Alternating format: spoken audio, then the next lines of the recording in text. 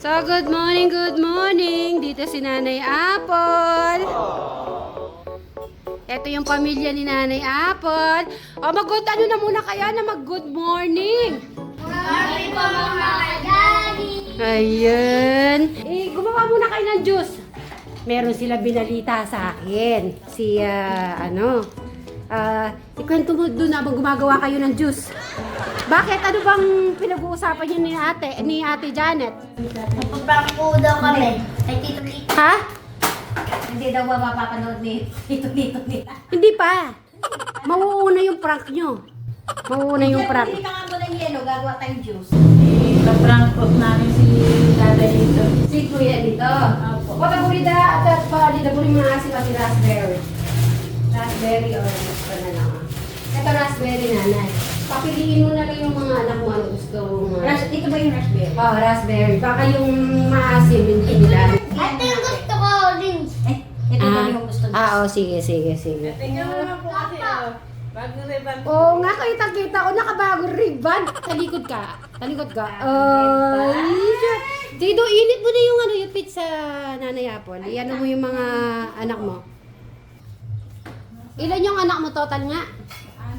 6. Yung 3? Nandun po sa kuya ko nila. Wala sa promised land? Okay. Kasi nga, yun ang prank nyo dinadalaw-dala mo na. Parang nakikita ko na si Teklito. Bakit? Bakit na ginawa yan? Ano ba ginawa nyo? Nag-aaway pa kayo sa sabihin yun? Baka tumatawag sila. Ito yung sa'yo, di ba? Mamarites ako sa kanilang prank.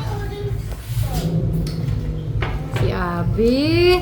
Abby, ikaw anong grade ka na, Abby? Grade 1 po. Grade 1 ka na? Opo. Sige, bigyan mo na yung mga anak mo. Isa pa, madam. Yan. Ibigay mo na kay Abby yan. Sige, Nanay Apple, pag ganuhin mo yung mga anak mo, bigyan mo na isa-isang pizza. Yan. Tapos lalagyan mo ng ketchup.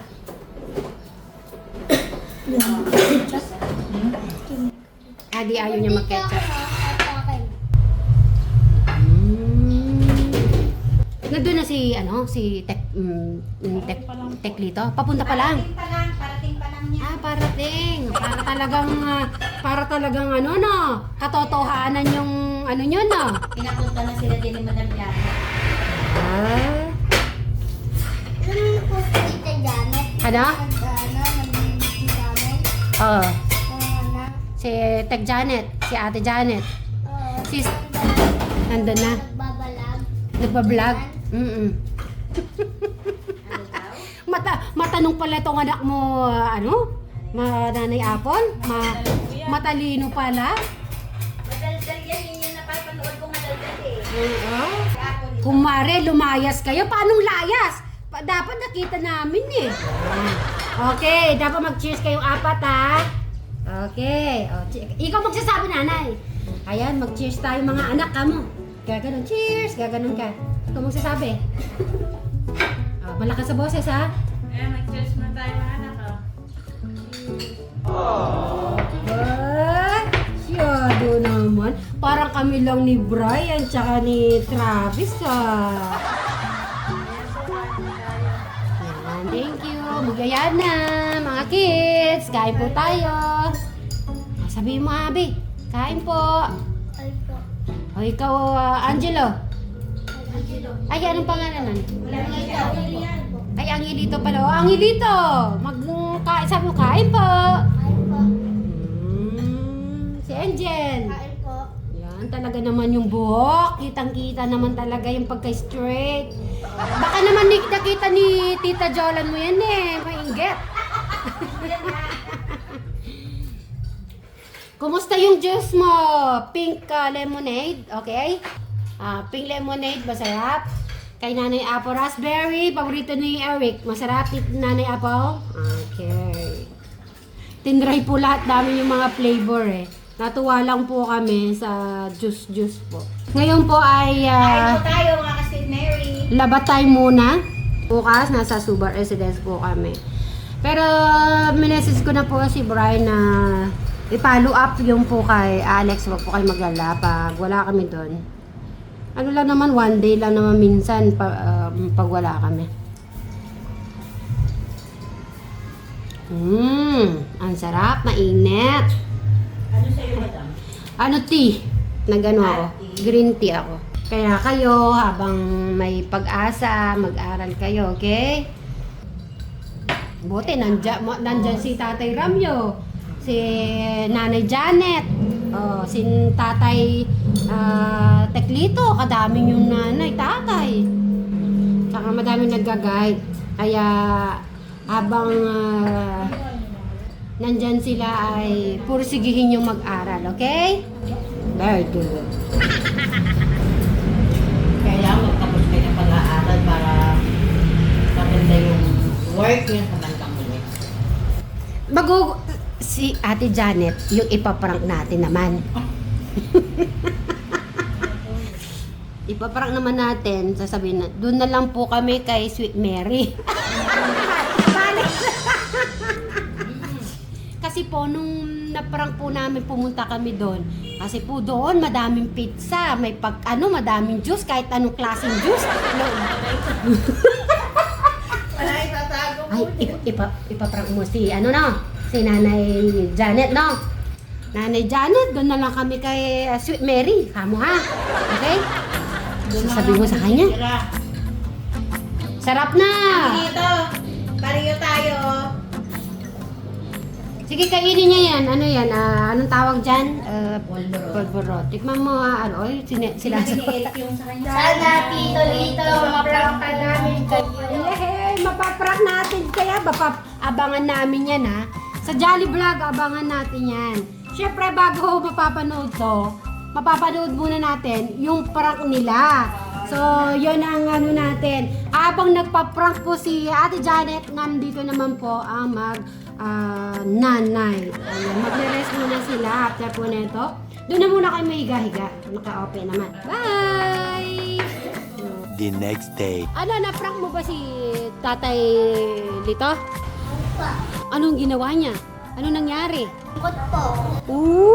Nakita niyo ba malungkot? Umiyak ba? Umiyak ba?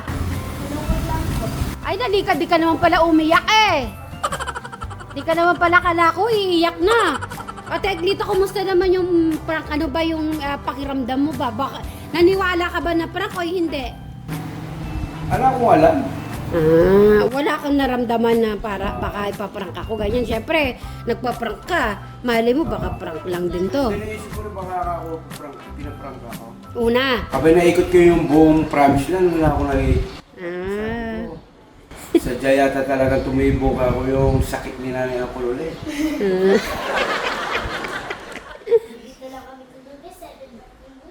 Bumati ka naman sa mga ka-jolly natin dyan. Ayan mga Kasit Mary. Yan, magandang umaga po. Ayan, tayo po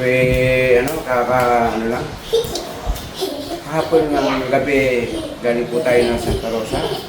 Sa ating pong bahay na sama-sama pagmamahal doon kay Kuya Luis. Ang matang Chinket. Kumusta na yung bahay ni Kuya Luis? Oy, siya yung ganda na. Hanggang ngayon, taglay ko yung lungkot ko kagabi. Yung palang mahirap po pala na gano'n yung kukunin yung mga bata. Tapos iniisip ko yung kapakanan nila. Iniisip ko yung kung ano yung ginagawa nila doon. Iniisip ko, taray-taray ni Nanay Apo na naman yung bata. Oo.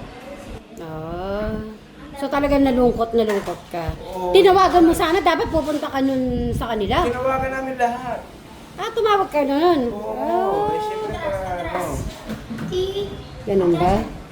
Okay. At saka meron pa silang drama-drama doon, nag-letter-letter. Ano ba yung nakasulat? Paano binasa? Tito, tita, alis na po kami. Sino may sulat? Si Abby o si Angel?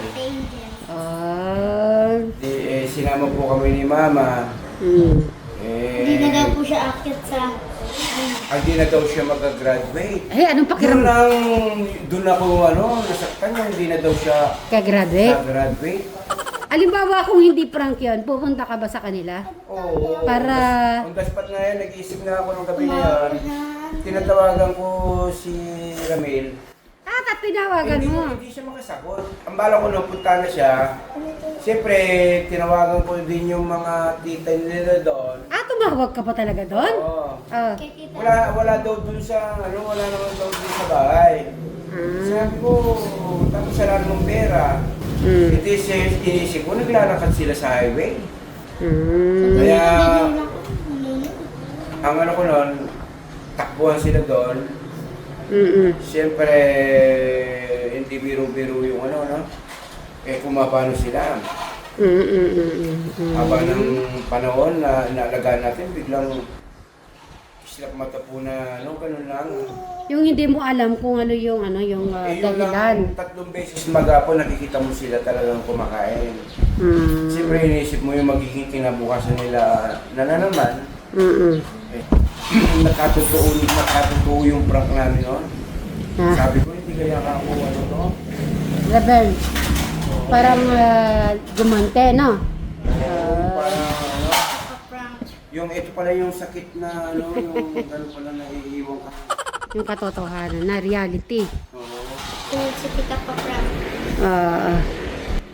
Isipin mo ulit ano na naman ipaprank mo kay Tatay Lito mo na. Ayan. So, yun mga kasitmeris, abangan na lang po natin yung ano po nila sa Jolly Vlog. Medyo hindi ako masyadong yung sisiglan ang aking yung pangangatawan kasi parang kagabi, naupos. Naupos. Ang dala-dala mo pa hanggang ngayon. Kasi yung itsura mo pa lang, kita ko parang pagod na pagod na di ko maintindihan. Baksak ako talaga. Baksak. O sige, magbabay ka na muna sa mga ka-jolly natin. Ayan, salamat po muli sa mga ating mga manonood na hanggang ngayon andyan po kayong nakasuporta sa Sweet Mary. Yan, salamat din.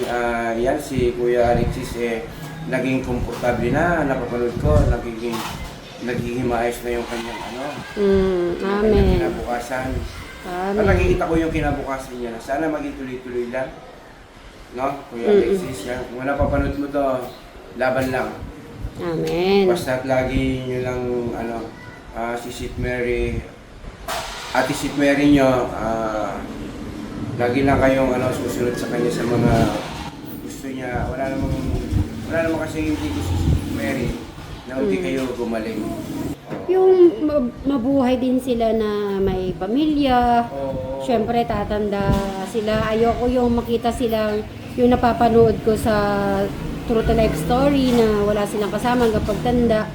So yun ang inaano namin si Bri, pinag-uusapan din namin sa off-cam. Tapos sa mga beshi, hanggang nandito sila, gagawin natin yung best para kay Eric. At syempre si Crystal din, lagi namin pinapayuhan. Sa naman, wag po kami magalala kay Krista, pinapayuhan po namin, lalo na sila Madam Sharon, si Madam Jolan sa off-cam, para kay Crystal sa kanyang future. Syempre, hindi naman siya tatanda. Hanggang, kasi 24 na siya sa magka-25. So, lagi naman siya binibigyan ng payo. Binibigyan namin payo sa lahat-lahat ng bagay. Tapos si Alex naman, syempre, ang niya talagang kailangan namin ma-motivate sa kanyang life. Kung anong pa pang mas more improvement ang gagawin. Ayun, yun po mga kasitmeris po natin dyan. Maraming salamat. Ay mga kids, magbabay na kayo. Babay na. Sabay-sabay tayo Bye-bye! Bye-bye! Talaga naman si Angelo, tatay na si Kuya. Sige pa mga kasitmeris, bye-bye po. Ayan.